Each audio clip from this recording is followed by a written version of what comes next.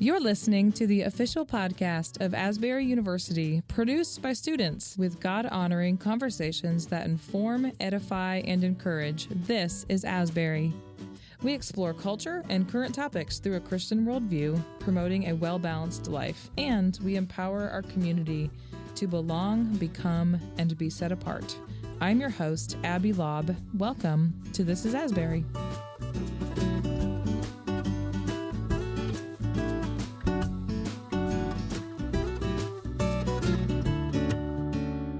Hello, and welcome to This is Asbury. I'm your guest host, Dr. Paul Nesselrode. Today I have the pleasure of speaking with author and early church historian, Dr. Nadya Williams. She's recently published a book entitled Cultural Christians in the Early Church. And as a guest of the honors program, Dr. Williams has come to campus to give a talk about what she's found in her research. So welcome, Nadya. Thanks for taking a few minutes to sit down with us and talk about your work.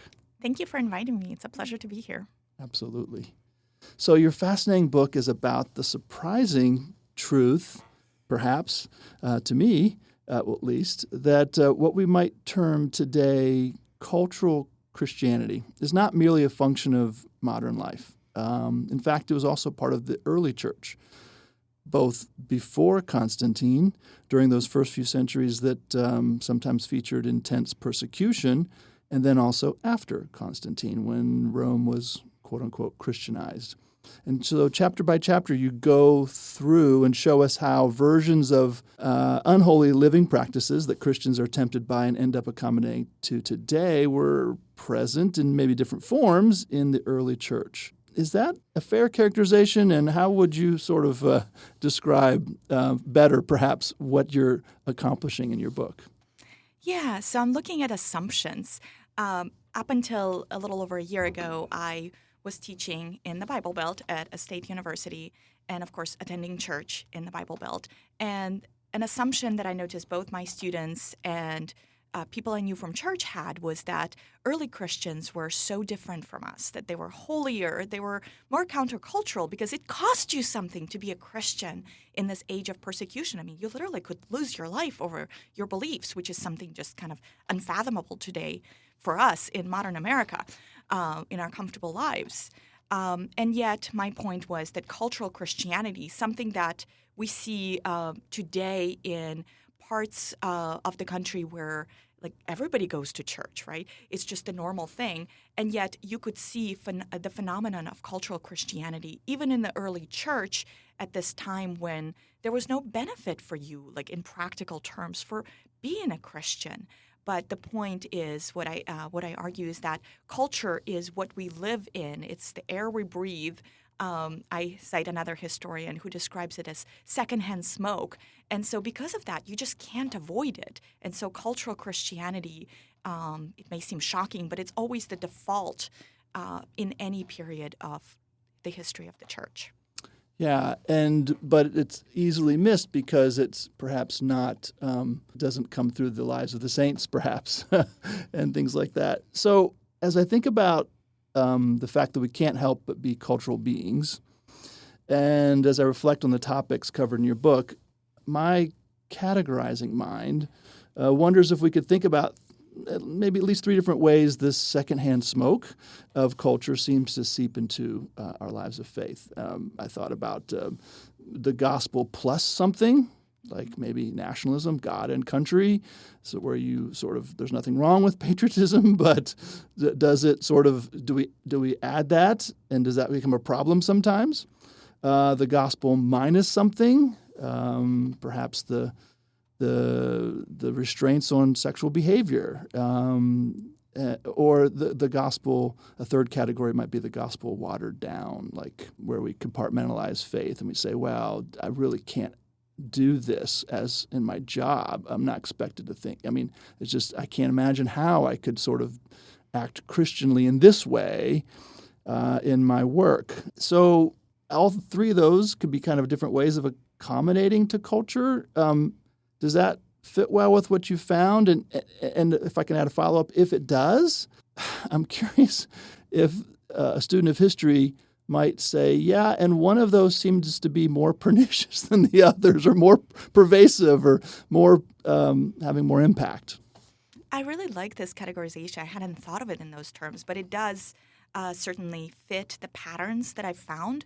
I wouldn't say that any one of these is necessarily more prevalent, but depending on a particular Christian's circumstances, different ones might prevail.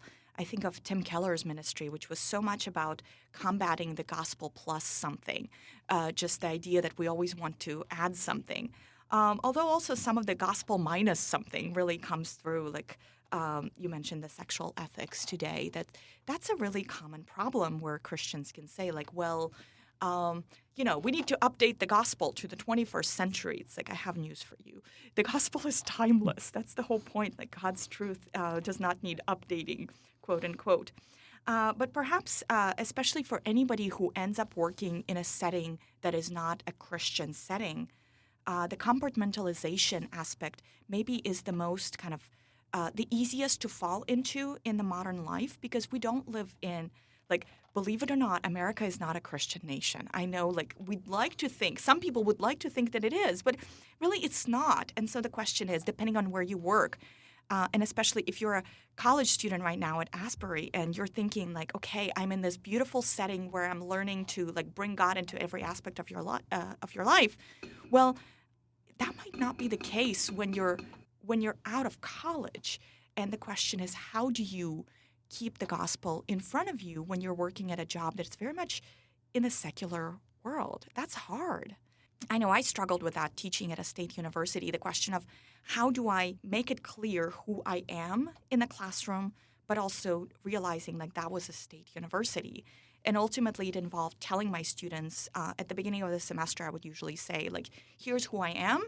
Obviously, like, I respect that most of you perhaps are not Christians, but just so you know where I'm coming from, and that's, like, that's my assumptions. That's how I operate. Yeah, well, you've, as a person who spent my professional career in Christian higher education, I mean, you've put your finger on something there very important about how to help our students sort of transport into what will then for them be foreign space. Yeah, so maybe that can be a future book, is to help us think about how to do that better. Your last chapter warns us that, because my mind goes to this, running away from culture. Let's just sort of remove ourselves. Let's get out of the secondhand smoke. Why isn't that a solution? Why shouldn't we just separate ourselves and then purify ourselves in that manner? It really gets back to assumptions. So if your assumption is that everybody else is the problem, like everybody else is the sinner, and you could be holy as long as you separate yourself from all these other sinners and problem solved.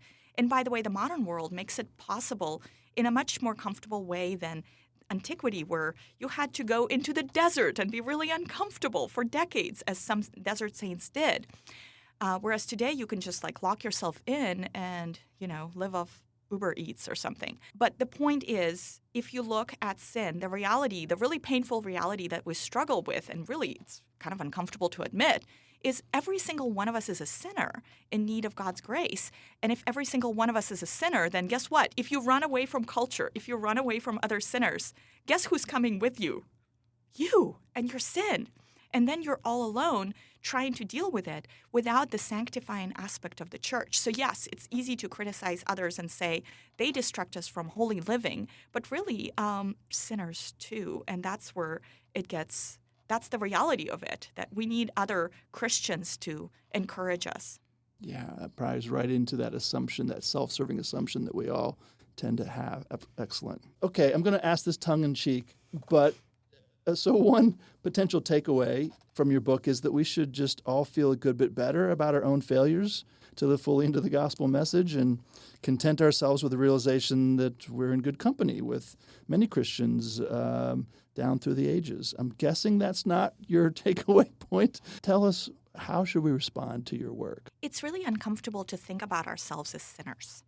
And I say this as somebody who spent most of my Christian life in the PCA. Like, this is, the Reformed world where you'd think people would be even more comfortable than anywhere else to think about themselves as sinners. And still, it's uncomfortable.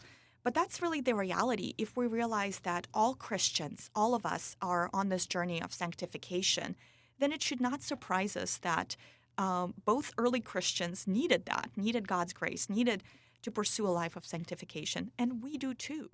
And I think this is actually really encouraging. It's not that we are better or worse than Christians in any time period.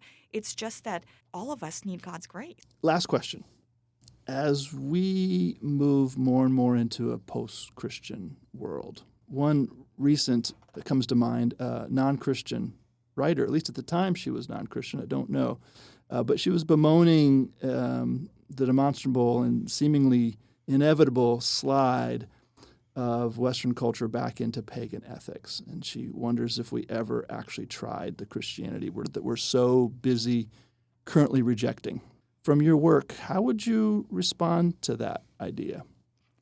That is something that does trouble me a great deal, and I have a book coming out this fall with IVP that looks at that issue in connection with how we talk about mothers and children.